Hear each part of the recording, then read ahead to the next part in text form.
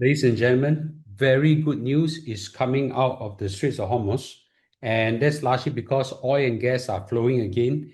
And today I'll give you the details of what's the extent of the flow.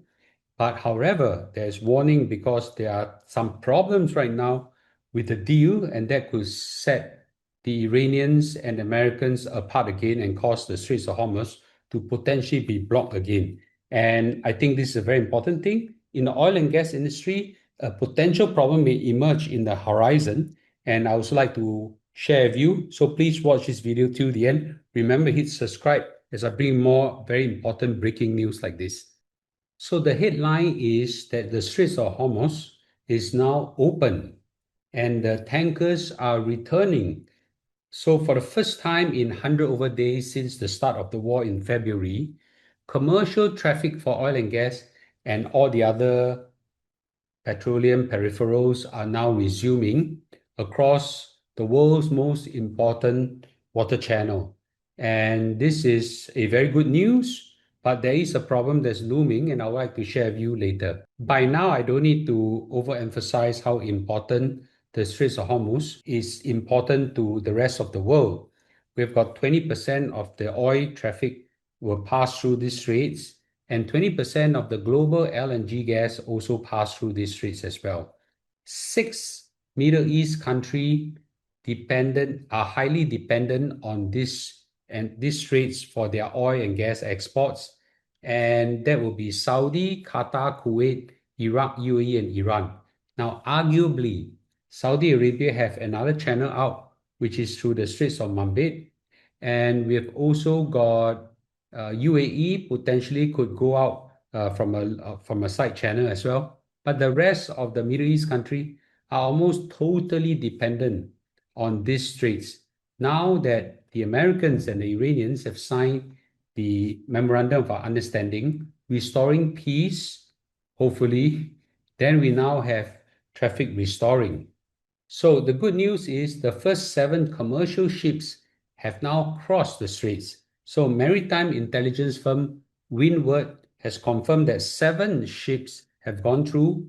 5 of them were Chinese vessels, is the largest national contingent, and 1 French, 1 Italian. I think the Chinese are more gutsy. The rest of the world are probably taking the cue from the rest. They are more daring first.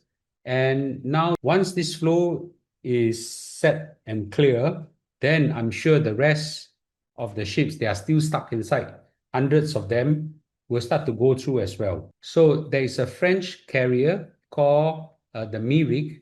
It's a French flag LNG gas carrier, and it has been reported to clear the Straits of Hormuz as well. So this ship carried LNG gas from Qatar and now has set to go through. So not only oil is now freely flowing, and we now potentially have LNG gas going to flow through as well. So all these are very good news. Meanwhile, the Saudi tankers have turned their shipping signal on.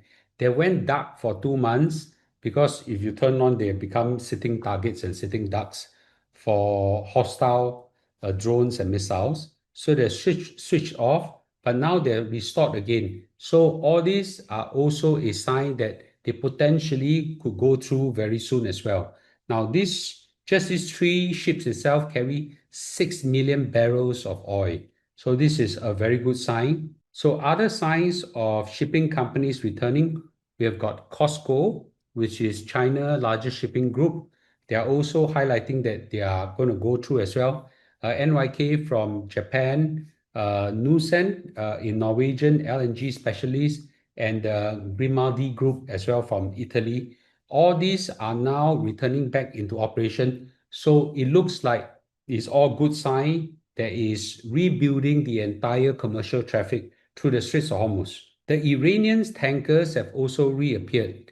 And this is good because not only the rest of the world tankers are going to go through, Iranian tankers are first now going out of it, and potentially right now the world is allowed to buy Iranian oil. So in the past, the Iranians could only sell to the Chinese, which is their biggest customer, and they have a lot of in the Middle Ocean passing over oil and selling illegally. But now they could get a higher price and sell it legitimately in the world market now that the sanctions has been removed. So this is good sign for the world because this also means that oil supply can go up significantly. And to be frank, I think the Iranian oil capacity is probably largely intact, where the Middle Eastern ones has been highly damaged. So what is being damaged could potentially be offset by the increase in Iranian oil. So that's a good sign. Now, the LNG operation are also restarting. So a Qatar link carrier has set to go through, and there are also signs that the LNG operation in Qatar are rebuilding as well. And this is very important because LNG is also a very important energy source for many parts of the world, including Singapore. So the US SATCOM has announced that they have ended the US blockade. So they have stopped enforcing their maritime blockade and restriction. Free vessel flow is allowed to go through from the US side and largely from the Iranian side as well. So I think this is all good sign. The Iranians, however, set up some new traffic rules. It says this, that they have set up a Persian Gulf Straits Authority to govern commercial traffic. Now, this is telling the world that they want to administer a very orderly and responsibly flow of traffic. Now, it could be because they want to set the stage to collect some tolls and fees, which is disallowed by the Americans. But I think there's another reason is because potentially there are sea mines still lying around. They want to guide the ships that are flowing through the Straits of Hormuz through their straits more safely. So there are 3 steps that ships need to do. They need to submit the passage request, then they follow the traffic procedure. Once the transit is approved, they will let go. So yes, outrightly said, for the next 60 days, there are no transit fees. So of course, a lot of ships are going to take advantage of this 60 days, quickly get it through first. But that also signal that they might charge after 60 days, because after 60 days, the procedures are not governed by any rules, because the MOU that's signed between the US and Iran only cover for 60 days. So right now, all the ships are probably going to take advantage of this and quickly get out of the Straits of Hormuz. So the Gulf producers right now are also ramping up their production, and Kuwait has lifted their force majeure restriction on their exports. The last time they were being attacked, they say, I'm sorry, I can't fulfill all my contracts because of unforeseen circumstances. And Iraq is also restoring their production. Qatar is also restoring their LNG gas production. So everyone is quickly restoring business, and this is a very good news for the whole world. As a result of this, oil prices have come down quite significantly. Brent crude, I think, has hit 77 as the time of recording, and WTI has hit 76. Actually, has gone down more. Yesterday, I remember seeing it to 75, 74, but it came up by $1 or $2, and largely because of a reason that I want to highlight in a short while. So if all this is now free-flowing, 85 million barrels of oil could potentially be returning to the global market. And this is coming from Saudi Arabia, Iraq, Kuwait, and Iran. This is going to be a huge supply coming out.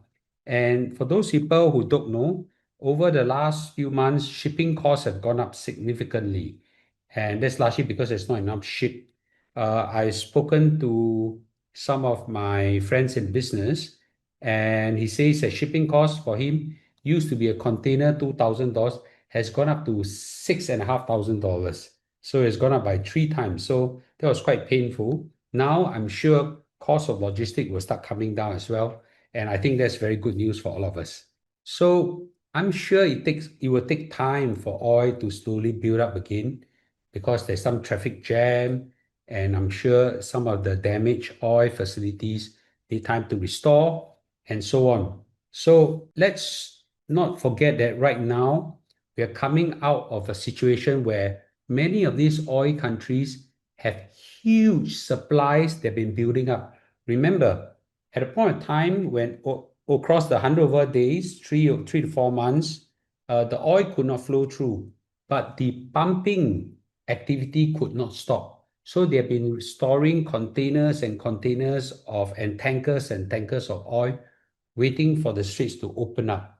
So now that it's open up, we now might have a different problem because over these few months, the world has oil demand destruction, meaning that countries, companies, governments have learned to accustom to less oil. They adjust lifestyle, they adjust how operation and businesses are run. So there's a problem of demand destruction and potentially an increase in supply because of this. So International Energy Association right now is predicting a 2027 supply glut. That means too much supply in 2027. So this is a reverse of the other problem. Instead of too expensive oil, we now potentially will have too cheap oil. That's good news for many people, but countries, including Singapore and Malaysia, that depend on oil prices and oil activities might get hit. So this is potentially a problem, but we will know whether this will happen or not in 2027. However, there is a big problem. Israel is now a major threat to the peace agreement. Israeli leaders have openly criticized the MOU that's signed between the US and Iran because they are a party to the arrangement, but they are not a signatory. That means US have more or less agreed on their behalf that they must pull out from Lebanon because there's a war right now going on between Iran and Hezbollah, and this is a big deal. So there are politicians now opposing the concessions are given. They want the Israeli troops to remain in Lebanon to fight and wipe out Hezbollah, which in my opinion, I think that's a very difficult thing to do. But the non-compliance of the Israeli is going to be a big problem. So Iran have outright said that if the Israeli do not pull out Lebanon and stop the war with Hezbollah, then the MOU will be annulled. That means they will cancel and rip up the deal. So this is a big problem. This is a problem for US to solve. But to be frank, the Israeli really need the US. So I don't believe that the Israelis is able to reject this deal because they needed the US support so much. So I think that this is a foregone conclusion. They have to abide by this deal. In a nutshell, we now have oil and gas flowing again, but peace is not 100% confirmed because the Israeli are still fighting the Hezbollah, and Iran has threatened to annul this deal. So they have also supposed to have a talk in Switzerland between the Iranians and the US. The US involved the vice president, but the vice president is forced to cancel his trip because the Iranians refuse to attend because Israel is not playing ball. So it is potentially a bump in this peace process, but I think Donald Trump will have a way to make sure the Israeli listens to him. So in a nutshell, I think this is something that we've been waiting on for a long time. Clearly, the energy crisis is now easing. Shipping traffic is showing that traffic is not started to flow. It's not full traffic yet, but it is a good sign. So the only thing that's holding back the whole deal is Israel. So whether Trump can get Israel to play ball is the next question. If they can, we will have peace finally. If they cannot, potentially some sparks will reignite again. I don't think the Iranians, the Americans want to restart the war. So I think that this thing eventually will come to pass. So I believe that it's good days ahead. The problem of inflation that all of us are suffering right now will eventually go away. Now, inflation means prices stop going up. It doesn't mean that prices will come down because prices are sticky downwards. But at least prices stop going up is a good sign. So I think for a start, oil prices and shipping and logistics will come down, and that's, I think, a foregone conclusion. It's probably already happening right now. But I think prices that's really gone up is something they have to bear with. And this is just economics, and this is just politics-driven economics. So thank you for watching. And today we shall have a live stream talking about the stock market because Tom Lee just came out and made some statement. I thought it's very important for everybody to know. Remember, hit subscribe so that I can share with you what Tom Lee is going to say. And I'll see you later in the live stream tonight. Bye-bye.